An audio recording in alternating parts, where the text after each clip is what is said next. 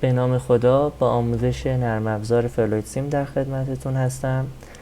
به کمک این نرم افزار مدارات هیدرولیک و پنوماتیکی که طراحی شده رو شبیه سازی می‌کنیم تا بر اساس منطقی که مدار بر اساس اون طراحی شده قبل از پیاده سازی سیستم ببینیم که طراحی به صورت دقیقی انجام شده یا نه و ببینیم که اون سیستمی که طراحی کردیم وظیفه‌اش رو به درستی انجام میده یا کجاها مشکلاتی خواهد داشت. در این آموزش سعی خواهیم کرد که نحوه شبیه سازی مدارات هیدرولیکی رو آموزش داده بشه و از مباحث مربوط به علم هیدرولیک خیلی بیان نکنیم توی این آموزش و بیشتر به مدل سازی مدارها و معرفی انواع المان‌ها که توی نرم افزار وجود داره بپردازیم. خب در ادامه اول وارد نرم افزار میشیم و نرم افزار رو ران میکنیم. در سمت چپ این نرم افزار شاهد کامپوننت لایبرری هستیم که ما فقط از قسمت هیدرولیکی رو انتخاب میکنیم و مدارات رو بر اساس این قسمت طراحی میکنیم. خب قسمت دیگه هم که وجود داره یک نوار ابزار توی قسمت بالای این نرم افزار وجود داره که جهت ایجاد یک محیط برای ترسیم مدارات استفاده میشه. همچنین یه قسمت برای نوع دید ما به اون صفحه‌ای که ایجاد میکنیم و میخوایم مدارات رو رسم بکنیم وجود داره که حالا قسمت رو در موقع خودش به صورت مفصل بیان خواهم کرد. و یه قسمت دیگه هم این که اکثر نرم افزار دارن به صورت فایل و ادیت و اکزیکیوت که در ادامه آموزشمون حتما به این نکات وقتی رسیدیم حتما اشاره خواهم کرد. خب جهت ایجاد یک صفحه‌ای برای ترسیم ما میتونیم از همینجا روی این صفحه کلیک بکنیم و یا بریم توی فایل و کنترل N یا همین گزینه نیو رو بزنیم. خب همچین صفحه‌ای باز میشه که ما توی این صفحه میتونیم مداری که میخوایم رو طراحی بکنیم. جهت تنظیمات این صفحه میتونیم وارد فایل و دراینگ سایز بشیم و صفحه ای رو که میخوایم بر اساس سایزی که مد نظرمون هست انتخاب بکنیم که حالا اینجا به صورت بیشتر از A4 رو در نظر گرفته. حالا میتونیم A5 یا هر اندازه دیگه‌ای که خودمون تمایل داشتیم انجام بدیم یا یوزر دیفاین بزنیم و مقداری که خودمون مد نظرمون هست رو وارد کنیم و در پایینش پورتریت یا لندسکیپش رو انتخاب بکنیم که ما الان A4 و به صورت پورتریت انتخاب میکنیم و اوکی میزنیم. توی قسمت کامپوننت لایبرری که بخوایم بریم و هیدرولیک رو باز بکنیم ما با قسمت‌های مختلفی سیستم‌های هیدرولیکی دسته‌بندی کرده و میتونیم ازشون استفاده بکنیم، مثل ساپلای الیمنت که بخش قدرت ما هست و در واقع پاور یونیت ما توی قسمت قرار میگیره میتونیم انتخاب بکنیم. و قسمت بعدی اکچویتورها که عملگرهای ما هستن که انواع عملگرها قرار داده شده: سینگل اکتینگ، دابل اکتینگ، دابل رود، هیدرو موتورها، همه اینها رو قرار داده. و قسمت بعدی که شیرها هستن که شیرهای شامل کنترل جهت همینجور که مشاهده میکنید و شیرهای سولنوئیدی که قسمت الکتروهیدرولیک بهشون اشاره خواهیم کرد به این شیرها و شیرهای شات آف والو و فالو کنترل والوها که شیرهای قطع و وصل و شیرهای کنترل جریان هستند و شیرهای منطقی مثل اند و اور رو هم قرار داده که ما توی سیستم های هیدرولیکی خیلی مرسوم نیست این شیرهای منطقی اند و اور و بیشتر در قسمت الکتروهیدرولیک با سیگنال های برقی این خواسته رو توی سیستم در نظر میگیریم و طراحی میکنیم. و شیرهای پرشور کنترل والف ها توی این قسمت قرار داره و در نهایت که قسمت پروفشنال والف ها هم ما توی هیدرولیک پیشرفته در نظر خواهیم گرفت و اینجا مطرح نخواهیم کرد. در قسمت میشورینگ اینسترومنت اند سنسور در واقع ابزارهای اندازه‌گیری قرار داده شده، با کمک اونها صحت عملکرد سیستممون رو کنترل کنیم. خب در ادامه سری نکات عرض کنم خدمتتون. در قسمت اکچویتورها، خب ما اگه بخوایم الان یک کامپوننت رو وارد مدار طراحیمون بکنیم، از قسمت لایبرری باید در واقع جزء مورد نظرمون رو انتخاب بکنیم و با نگه داشتن کلیک سمت چپ اونها رو درگ کنیم و توی صفحه‌ای که میخوایم دراپ کنیم. در واقع الان میتونیم دید سمت چپ رو رها کنیم.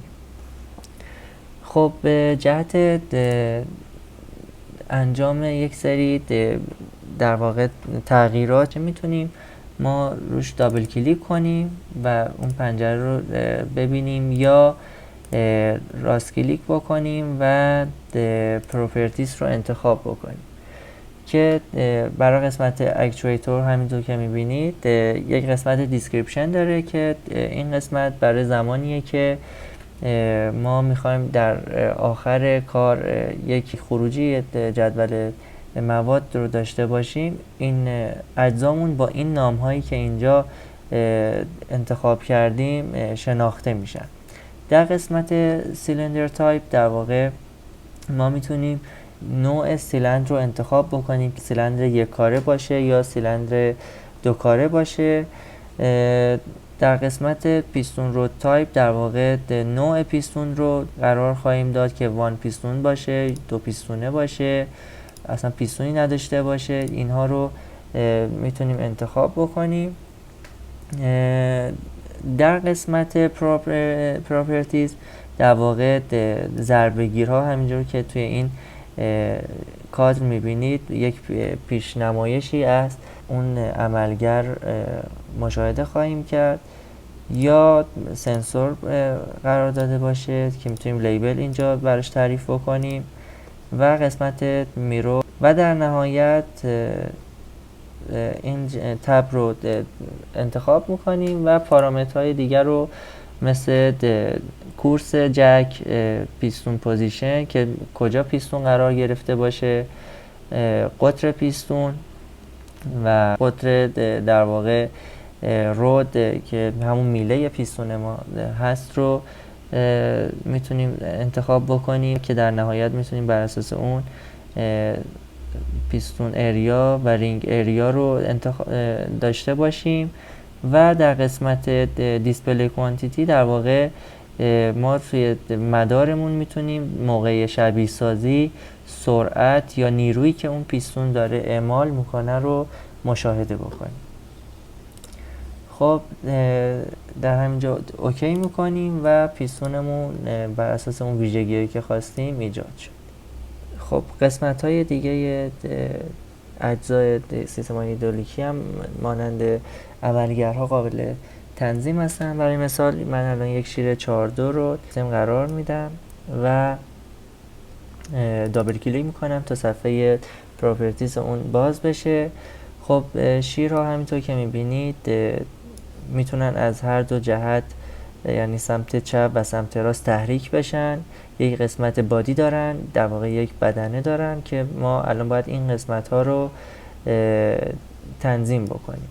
خب این صفحه‌ای که باز میشه یک قسمت left actuation داره که تحریک قسمت چپ داره، یک قسمت right actuation که تحریک قسمت راست، و یک valve body که نوع وضعیت و مجراهای بدنه شیر رو نشون میده و میتونیم ما تنظیم انجام بدیم. و یه قسمت دیسکریپشن که باز همینجور که عرض کردم اگه بخوایم ما یک جدول مواد رو خروجی بگیریم این نام ها در اونجا مهم میشن و در واقع اینها معرفای همون اجزایی هستن که ما استفاده کردیم. خب قسمت left actuation همونجور که میبینید قسمت اسپرینگ ریترن داره که در واقع برگشت با فنر هست، قسمت پیلوتی داره و قسمت منوال، مکانیکالی و هیدرولیکی و الکتریکالی تحریک بشن که ما میخوایم الان به صورت در زیر مجموعه منوالی میبینیم که پوش باتن خارجی، اهرمی خارجی و پدالی خارجی رو ملاحظه میکنیم. در قسمت مکانیکی به صورت غلطکی و غلطکی جهت‌های هر غلطک، یعنی هرزگرد به سمت راست و قسمت چپ رو مشاهده میکنیم و قسمت الکتریکالی که سولنویدی در واقع برقی یا پیلریک میشه وجود داره که ما میخوایم الان یک به صورت منوالی و به صورت پوش باتن تحریک بکنیم و ببینیم که چه اتفاقی خواهد افتاد. خب توی قسمت پایین یک کارت وجود داره که هر تغییر رو که انجام میدیم قابل مشاهده هست و میتونید ملاحظه بفرمایید. در قسمت راست رو هم همین گزینه ها وجود داره که دیگه توضیح نخواهم داد و ما حالا میخوایم برگشتش رو فنری کنیم، در واقع یعنی شیر رو با دست تحریک بکنیم و همین که دست رو برداشتیم به صورت خودکار و با نیروی فنر برگرده به اون حالتی که هست. خب همینجور که ملاحظه کردید ما شیر 4-2 انتخاب کردیم که در واقع دو وضعیت داره. این دو وضعیت ما میتونیم اینیشیال پوزیشن، در واقع پوزیشن اولیه‌شون رو تغییر بدیم، یعنی روی این حالت باشه یا روی این حالت که ما این رو در نظر میگیریم و قسمت میرور داره که ما میتونیم حالا هر کدومشون رو بر اساس فرم دلخواه خودمون انجام بدیم و اوکی میکنیم و اون شیر مورد نظرمون ایجاد شد. خب حالا برای اینکه به صورت عملی یک مثالی رو با هم دیگه کار بکنیم این رو من دلیت کنم. خب به عنوان مثال ما میخوایم یک سیستمی طراحی بکنیم، در واقع شامل یک سیلندر دو طرفه که با یک شیر کنترل جهت 4-3 با موضع میانی بسته و تحریک به صورت اهرمی برای این کار وارد نرم افزار میشیم.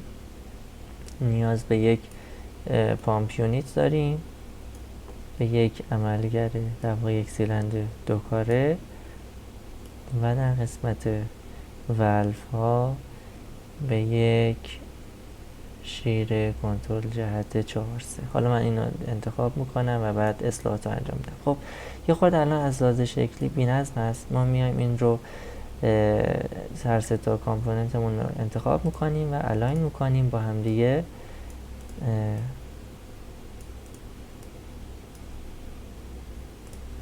شیر 4-3 بود که موضع میانیش بسته بود با برگشت فنر و اهرمی.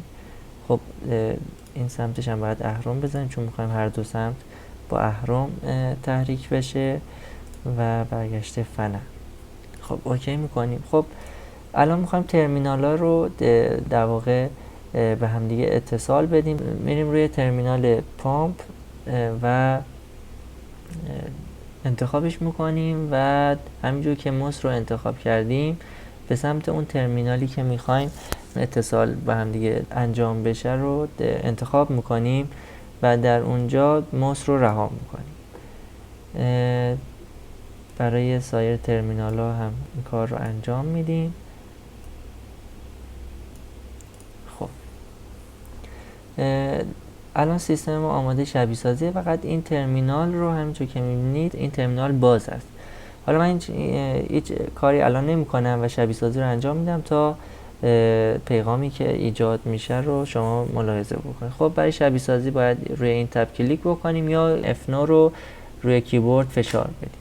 خب همینجور که میبینید یک پیغام خطا داده میشه که شما یک دهانه باز توی سیستمتون دارید ما میتونیم کنسل کنیم و این دهانه باز رو که نشونمون کجا قرار داره رو اصلاح بکنیم، یا بگیم نه میخوایم که به هر ترتیبی که شده شبیه سازی رو ببینیم. خب همینطور که میبینید روغن پرفشار توی سیستم وارد میشه و توی این موضع بسته شده و میتونیم با تحریک اون اهرم در واقع مسیر حرکت روغن رو کنترل کنیم. خب اگه این کار رو بکنیم میبینید که روغن به پشت سیلندر میاد و پیستون رو به سمت جلو حرکت میده و اگر ما دستمون رو برداریم خب توی همین موضع قرار خواهد گرفت و اگر سمت راست رو تحریک بکنیم محل ترمینال های خروج و ورود سیستممون تغییر میکنه و جک به عقب برمیگرد. خب این از شبیه سازی ما بود که حالا برای استوپ شبیه سازی ما میتونیم روی این تب کلیک بکنیم یا F5 رو فشار بدیم. خب برای اصلاح این پیغامی که به ما داد و گفت ترمینال باز توی سیستممون هست، میتونیم ترمینال رو انتخاب بکنیم و دابل کلیک کنیم و شاتاپ کانکشن، یعنی در واقع خود اون ترمینال رو ببندیم و اوکی کنیم و میبینیم که اگه دوباره شبیه سازی رو انجام بدیم دیگه اون خطا رو ایجاد نمیکنه و ما سیستممون درست است. خب این اولین تمرین ما بود که میتونیم این رو در واقع از شبیه سازی بیرون بیاییم و سیو بکنیم. اسمشو من میذارم هیدرولیک که 1 و توی مسیر مورد نظرم سیوش میکنم. خب اولین مدارمون رو با هم دیگه شبیه سازی کردیم. در ادامه یک سری مدارات دیگه که در کتاب 11 فصل هیدرولیک موجود هست رو شبیه سازی خواهیم کرد.